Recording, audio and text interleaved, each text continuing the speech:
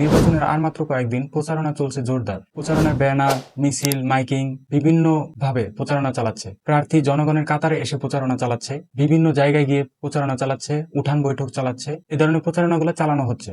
কিন্তু আপনি উন্নত দেশগুলোতে দেখছেন কিভাবে প্রচারণা চালায়। উন্নত দেশে প্রচারণা চালানো হচ্ছে মিডিয়া ভিত্তিক, অনলাইন ভিত্তিক, লাইভ ডেবিটের মাধ্যমে। লাইভ ডেবিটটা হচ্ছে প্রার্থী কি করতে চায় তা যুক্তি সহকারে তুলে ধরা। ইমেইল, সোশ্যাল মিডিয়া, ডেটা ভিত্তিক প্রচারণা চালানো হয়। মিডিয়া ভিত্তিক প্রচারণাগুলো কিভাবে চালানো হয় সেটা হচ্ছে, যেমন কোনো স্টুডেন্ট যদি থাকে, সেই স্টুডেন্টদের পড়াশোনা নিয়ে কি কি পরিকল্পনা থাকে এবং হচ্ছে যারা চাকরিজীবী তাদের চাকরির সুবিধা বা অসুবিধা কি কি থাকবে বা সামনে ভবিষ্যতে কি কি সুবিধা পাবে, এবং হচ্ছে যারা বৃদ্ধ তাদের কি কি দেওয়া হবে বা কি সুবিধা পাওয়া হবে সে প্রার্থী ভোটে জয়যুক্ত হইলে। এরকম বিভিন্ন ধরনের গ্রুপের লোকদের কাছে বিভিন্ন রকমের ভিডিও যাবে।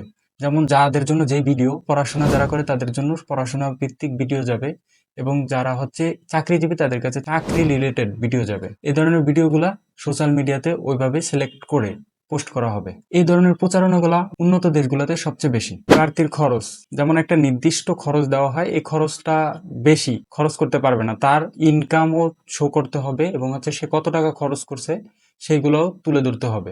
আর বাংলাদেশের ক্ষেত্রে এটা একটু নিয়ম আছে, কিন্তু কড়াকড়ি তেমন একটা না। সকল দেশে একটা জিনিসে মিল আছে, সেটা হচ্ছে জনগণের মন জয় করা। যেভাবে হোক তাদেরকে বুঝাইতে হবে সে ভালো প্রার্থী, তাকে ভোট দিলে ভালো হবে। এটা সকল দেশেই একইভাবে চলমান। ভিডিও এই পর্যন্তই।